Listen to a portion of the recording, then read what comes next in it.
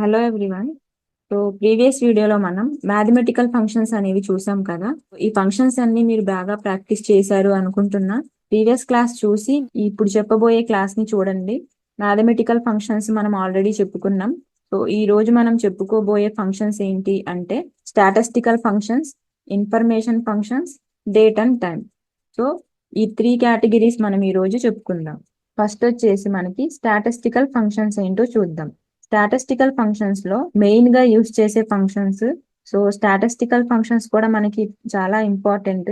First మనకి minimum అనే function. ఇక్కడ మనం ఫార్ములాస్ అనే ట్యాబ్ లో ఇక్కడ ఫంక్షన్ లైబ్రరీలో మనం చూస్తే మోర్ ఫంక్షన్స్ అనే ఆప్షన్ ఉంది కదా. ఈ డ్రాప్ డౌన్ ని గనక మనం క్లిక్ చేస్తే ఇందులో మళ్ళా మనకి కొన్ని కేటగిరీస్ ఉన్నాయి. స్టాటిస్టికల్ ఫంక్షన్స్ అని, ఇంజనీరింగ్ అని, క్యూబ్ అని, ఇన్ఫర్మేషన్ అని, కంపాటబిలిటీ అని. సో వీటిల్లో స్టాటిస్టికల్ ఫంక్షన్స్ మీద కర్సర్ పెడితే ఇక్కడ చూడండి, ఇవన్నీ మనకి ప్రీడిఫైన్ ఫంక్షన్స్. వీటిల్లో ఎక్కువగా మనం యూజ్ చేసే ఫంక్షన్స్ ఏంటి? స్టాటిస్టికల్ ఫంక్షన్స్ అంటే ఇప్పుడు మనం తీసుకున్న ఫంక్షన్సే మనం ఎక్కువగా యూజ్ చేస్తాం. అండ్ అలానే ఇన్ఫర్మేషన్ ఫంక్షన్స్ ఎక్కడ ఉంటాయి అంటే సేమ్ మోర్ ఫంక్షన్స్ లోకి వెళ్తాము. ఇక్కడ మనకి ఇన్ఫర్మేషన్ అనే ఆప్షన్ కనిపిస్తుంది చూడండి. ఈ ఆప్షన్ మీద కర్సర్ పెడితే ఇవన్నీ మనకి ఇన్ఫర్మేషన్ కి సంబంధించిన ప్రీడిఫైన్ ఫంక్షన్స్. సో ఇక్కడ కూడా ఎక్కువగా యూజ్ చేసే ఆప్షన్స్ ని ఇక్కడ తీసుకున్నాను. సో అవి మనం నేర్చుకుంటే చాలు. అండ్ నెక్స్ట్ ఏంటి మనకి డేట్ అండ్ టైం. సో ఈ డేట్ అండ్ టైం అనే ఫంక్షన్స్ ఎక్కడ ఉంటాయి అంటే ఇక్కడే మనకి డేట్ అండ్ టైం అనే ఆప్షన్ ఉంది. ఇందులో మనకి డేట్ అండ్ టైం కి సంబంధించిన ఆప్షన్స్ అన్నీ ఉంటాయి. సో వాటిల్లో కూడా మనకి మోస్ట్లీ యూజ్ చేసుకునే ఫంక్షన్సే తీసుకుని ఇవి మనం ప్రాక్టీస్ చేస్తే రిమైనింగ్ వి కూడా మనకి ఈజీగా అర్థమవుతాయి. ఇంపార్టెంట్ ఫంక్షన్స్ అన్ని ఫస్ట్ మనం నేర్చుకుందాం. టాపిక్ వచ్చేస్తే స్టాటిస్టికల్ ఫంక్షన్స్. స్టాటిస్టికల్ ఫంక్షన్స్ లో మనకి మీకు ఆల్రెడీ తెలిసే ఉంటది. మినిమం అని, మాక్సిమం అని, యావరేజ్ అని, జియోమీన్, హర్మీన్, కౌంట్ ఏ, ఇవన్నీ మనకి స్టాటిస్టికల్ ఫంక్షన్స్. వీటిని మనం డేటా పైన ఎలా అప్లై చేస్తాం అనేది చూద్దాం. మినిమం అనే ఫంక్షన్ ని చూద్దాం.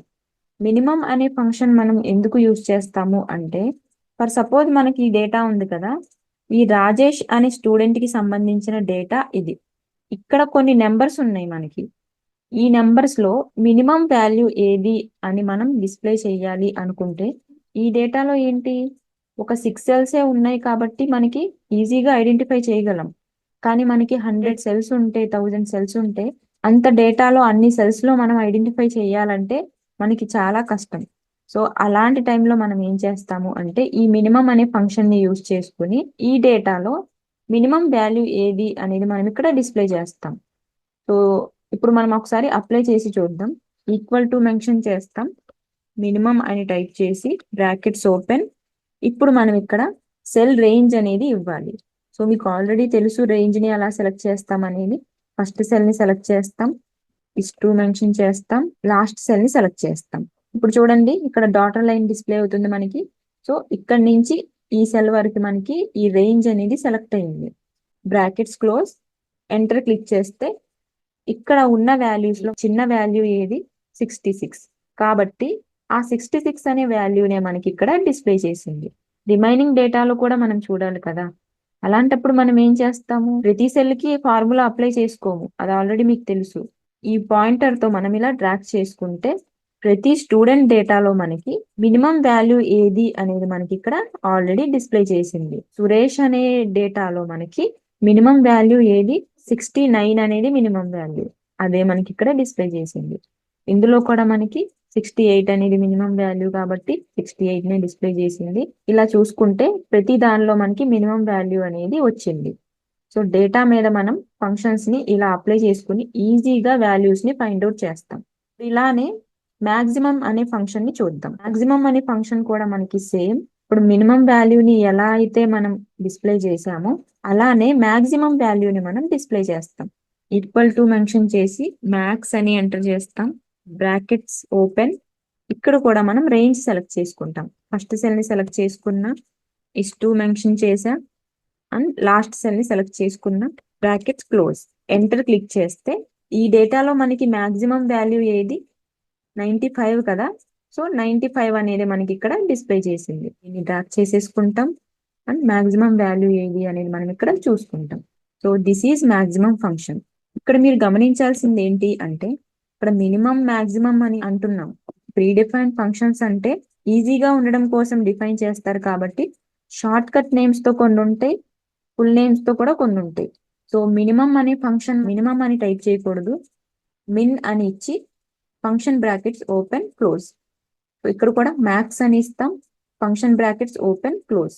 నెక్స్ట్ ఫంక్షన్ ఏంటి మనకి యావరేజ్. సో ఈ యావరేజ్ అనే ఫంక్షన్ ని చూద్దాం. ఈ స్టూడెంట్ డేటాలో మార్క్స్ ని క్యాలిక్యులేట్ చేసి యావరేజ్ వాల్యూని మనం డిస్ప్లే చేయాలి అన్నప్పుడు ఈ యావరేజ్ అనే ఫంక్షన్ మనకి బాగా యూజ్ అయ్యే ఫంక్షన్.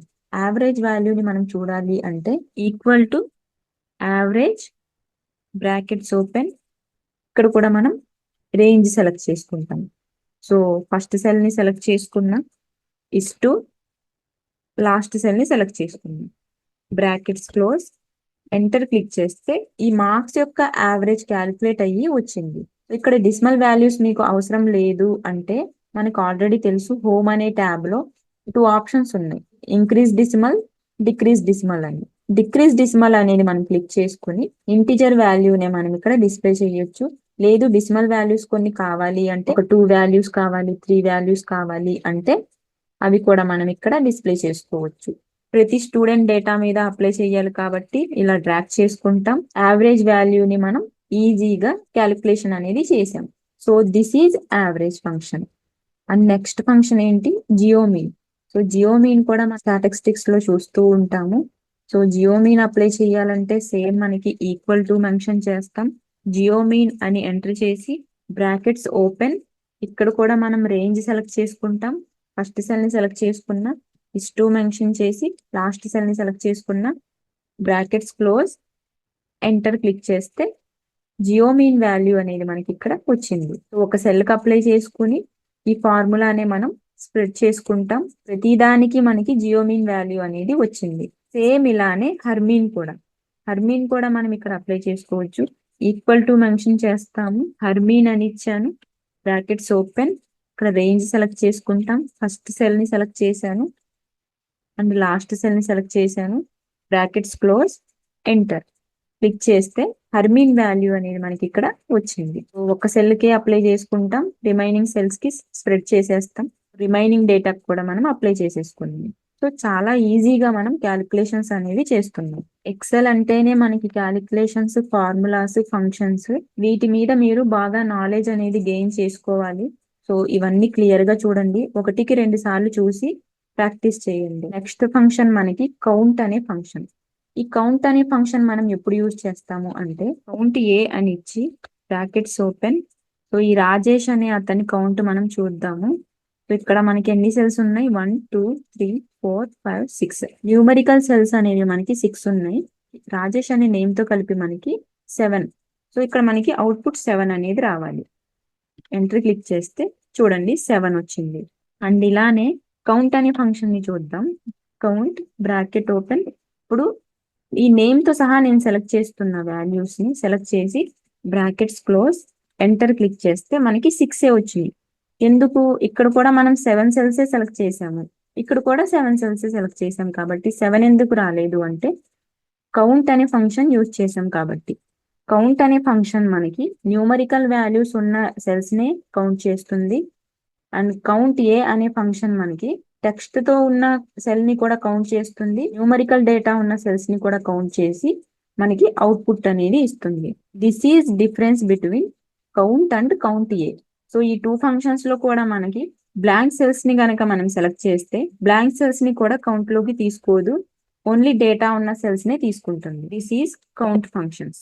సో ఇవి స్టాటిస్టికల్ ఫంక్షన్స్. నెక్స్ట్ మనం ఇన్ఫర్మేషన్ ఫంక్షన్స్ అనేవి చూద్దాం. ఇన్ఫర్మేషన్ ఫంక్షన్స్ లో is text, is number, is logical, is blank అనే 4 ఫంక్షన్స్ ని తీసుకున్నా. ఇవి ఎలా అప్లై చేస్తామో చూద్దాం. ఈక్వల్ టు మెన్షన్ చేశాను, ఈజ్ టెక్స్ట్ అనే ఫంక్షన్ ని కాల్ చేస్తున్నాం, బ్రాకెట్స్ ఓపెన్, ఇక్కడ మనం ఒక వాల్యూని ఇవ్వాలి. రాజేష్ అనేది మనకి టెక్స్ట్ డేటా కదా, ఈ సెల్ ని సెలెక్ట్ చేసుకుంటున్నా, బ్రాకెట్ క్లోజ్ చేసి ఇప్పుడు నేను ఎంటర్ క్లిక్ చేస్తే ఆ సెల్ లో మనకి టెక్స్ట్ డేటానే ఉందా లేదా అనేది మనకి చెక్ చేసి ఒకవేళ టెక్స్ట్ డేటానే అయితే అప్పుడు మనకి అవుట్పుట్ లో ట్రూ అని చూపిస్తుంది. ఒకవేళ అది టెక్స్ట్ డేటా కాకుండా న్యూమెరికల్ డేటా కావచ్చు, లేకపోతే ఫార్ములాస్ కావచ్చు, వేరే డేటా ఏమన్నా ఉంటే అప్పుడు మనకి ఫాల్స్ అని చూపిస్తుంది. ఇప్పుడు ఎంటర్ చేస్తే ట్రూ అని డిస్ప్లే చేసింది. ఎందుకు అంటే ఇది టెక్స్ట్ ఓరియంటెడ్ డేటానే కాబట్టి మనకి ట్రూ చూపించింది. ఏ ఫార్ములాని నేను ఎడిట్ చేస్తున్నా న్యూమరికల్ డేటా ఉన్న సెల్ ని నేను సెలెక్ట్ చేసి ఎంటర్ క్లిక్ చేస్తే ఫాల్స్ అని వచ్చింది. ఎందుకంటే మనం టెక్స్ట్ అనే ఫంక్షన్ యూజ్ చేసాం కాబట్టి ఇక్కడ మనకి న్యూమరికల్ డేటా ఉంది కాబట్టి ఫాల్స్ అని చూపించింది. సో ఈజ్ టెక్స్ట్ అనే ఫంక్షన్ మనకి మనం పర్టికులర్ గా ఒక డేటాని సెలెక్ట్ చేసుకుని ఆ డేటాలో మనకి టెక్స్ట్ ఓరియంటెడ్ డేటానే ఉందా లేకపోతే వేరే డేటా ఏమన్నా ఉందా అని చెక్ చేయడానికి మనం ఈజ్ టెక్స్ట్ అనే ఫంక్షన్ ని యూజ్ చేస్తాం. అలాగే ఈజ్ నెంబర్ కూడా మనకి న్యూమరికల్ వాల్యూ ఉన్నాయా లేవా అని చెక్ చేయడానికి యూజ్ చేస్తాం. Equal to is number brackets open, ఈ నెంబర్ ఉన్న సెల్ ని సెలెక్ట్ చేస్తున్నా, ఎంటర్ క్లిక్ చేస్తే ట్రూ అని వచ్చింది. సో ఇక్కడ ఉన్నది మనకి నెంబర్ డేటానే కదా, అందుకే ట్రూ వచ్చింది. ఇక్కడ మనం టెక్స్ట్ డేటాని గనక మనం సెలెక్ట్ చేస్తే ఫాల్స్ అని వస్తుంది. అండ్ నెక్స్ట్ ఫంక్షన్ ఏంటి, ఈజ్ లాజికల్. ఈజ్ లాజికల్ అనే ఫంక్షన్ ఏంటి అంటే, లాజికల్ అంటే ఏంటనేది ఫస్ట్ మీరు తెలుసుకోవాలి. లాజికల్ అంటే ఏంటంటే ఫార్ములాస్ లో వాటిల్లో కొన్ని కండిషన్స్ అవి పెట్టినప్పుడు అర్థమెటిక్ ఆపరేటర్స్ అనేవి మనం కొన్ని యూజ్ చేస్తాం. సో అవి యూజ్ చేసినప్పుడు వాటిని చెక్ చేయడానికి మనం ఈజ్ లాజికల్ అనే ఫంక్షన్ ని యూజ్ చేస్తాం. అర్థమెటికల్ ఆపరేటర్స్ అంటే ఈక్వల్ టు కావచ్చు, గ్రేటర్ దాన్ కావచ్చు, లెస్ దాన్ కావచ్చు, ఈక్వల్ టు కావచ్చు, greater than or equal to కావచ్చు. సో ఇవన్నీ మనకి అర్థమెటికల్ ఆపరేటర్స్. వాటికి సంబంధించిన డేటాని మనం ఇక్కడ ఎంటర్ చేసినప్పుడు ఈ ఫంక్షన్ ని యూజ్ చేసి మనం చెక్ చేస్తాం. So for example equal to 2 + 2 enter చేసి టోటల్ అనేది ఇక్కడ వచ్చింది 4 అని. Equal to is logical brackets open, ఈ సెల్ లో ఫార్ములాని అప్లై చేశాం కదా, అది సెలెక్ట్ చేసి బ్రాకెట్స్ క్లోజ్, ఎంటర్ క్లిక్ చేస్తే ఫాల్స్ అని వచ్చింది. ఎందుకంటే ఇక్కడ మనం ఎడిషన్ అనేది చేసాం కానీ ఇక్కడ అర్థమెటికల్ ఆపరేషన్స్ ఏం చేయలేదు మనం, అందుకే మనకి ఇక్కడ ఫాల్స్ అని వచ్చింది. అదే మనం ఈక్వల్ టు మెన్షన్ చేసి 4 > 3 అని ఇచ్చాం, ఎంటర్ క్లిక్ చేస్తే సో ఈ ట్రూ అనేది మనకు ఆన్సర్ లేండి, దీన్ని ఇగ్నోర్ చేయండి, ఇవి మనం తర్వాత డిస్కస్ చేస్తాము. ఇక్కడ ఈ సెల్ ని సెలెక్ట్ చేసి అప్లై చేస్తే ట్రూ అని వచ్చింది. ఎందుకంటే అర్థమెటికల్ ఆపరేటర్ మనం ఇక్కడ యూజ్ చేసాం కాబట్టి. So this is logical function. Logical function అంటే లాజికల్ ఆపరేషన్ ఏమన్నా మనం ఇక్కడ చేస్తే అది మనం చెక్ చేయడానికి యూజ్ చేసేది మనం ఈజ్ లాజికల్ అనే ఫంక్షన్. సో ఈజ్ బ్లాంక్ అంటే బ్లాంక్ సెల్స్ మనకి ఏమన్నా ఉన్నాయా అని చెక్ చేయడానికి మనం ఈజ్ బ్లాంక్ అనే ఫంక్షన్ ని యూజ్ చేస్తాం. ఈక్వల్ టు మెన్షన్ చేస్తాం, ఈజ్ బ్లాంక్ అని ఇచ్చి ఫంక్షన్ బ్రాకెట్స్ ఓపెన్ అండ్ ఇక్కడ బ్లాంక్ సెల్ ని సెలెక్ట్ చేసి బ్రాకెట్స్ క్లోజ్, ఎంటర్. చూడండి 2 అని వచ్చింది. సో బ్లాంక్ సెల్ ని కాకుండా డేటా ఉన్న సెల్ ని మనం సెలెక్ట్ చేస్తే, సో ఇక్కడ నెంబర్ ఉంది కదా, ఈ సెల్ ని సెలెక్ట్ చేసి ఎంటర్ క్లిక్ చేస్తే ఫాల్స్ వచ్చింది, ఎందుకంటే డేటా ఉంది కాబట్టి. సో ఈజ్ బ్లాంక్ అనే ఫంక్షన్ మనం బ్లాంక్ సెల్స్ ని చెక్ చేయడానికి ఈజ్ బ్లాంక్ అనే ఫంక్షన్ ని యూజ్ చేస్తాం. అండ్ నెక్స్ట్ ఏంటి మనకి డేట్ అండ్ టైం కి సంబంధించిన ఫంక్షన్స్ ని చూద్దాం. సో ఈ 4 ఫంక్షన్స్ ని నేను తీసుకున్నా. సో టుడే అంటే మనకి టుడే డేట్ ఎంత అనేది మనకి ఇక్కడ డిస్ప్లే అవుతుంది. ఈక్వల్ టు మెన్షన్ చేస్తాం, టుడే అని ఇచ్చి ఫంక్షన్ బ్రాకెట్స్ ఓపెన్ క్లోజ్. ఈ బ్రాకెట్స్ లో పారామీటర్స్ అనేవి మనం ఏమి ఇవ్వము, చేసి ఎంటర్ క్లిక్ చేస్తే మీ సిస్టమ్ లో ఏ డేట్ అయితే సేవ్ చేసి ఉంటుందో ఆ డేట్ నే మనకి డిస్ప్లే చేస్తుంది. ఒకవేళ మీ సిస్టమ్ లో గనక డేట్ కానీ ఇయర్ కానీ ఏదన్నా రాంగ్ ఉంటే అదే డేట్ ని మీకు డిస్ప్లే చేస్తుంది. టుడే అనే ఫంక్షన్ ని మీరు యూజ్ చేస్తున్నప్పుడు మీ సిస్టమ్ లో డేట్ కరెక్ట్ గా ఉందో లేదో మీరు ఒకసారి చెక్ చేసుకోండి. Next function now, equal to now అని ఇస్తాం, బ్రాకెట్స్ ఓపెన్ క్లోజ్, అంతే. ఇందులో కూడా మనం పారామీటర్స్ ఏమి ఇవ్వము. ఎంటర్ చేస్తే చూడండి date, year and time. So date తో పాటు మనకి టైం కూడా డిస్ప్లే చేస్తుంది నౌ అనే ఫంక్షన్. అండ్ నెక్స్ట్ ఫంక్షన్ ఏంటి మనకి డేట్, ఈక్వల్ టు డేట్ అని ఇస్తాం, బ్రాకెట్స్ ఓపెన్ అండ్ ఇందులో మనం పారామీటర్స్ ఇవ్వాలి. సో ఏ ఇయర్ అనేది ఇస్తాం 2024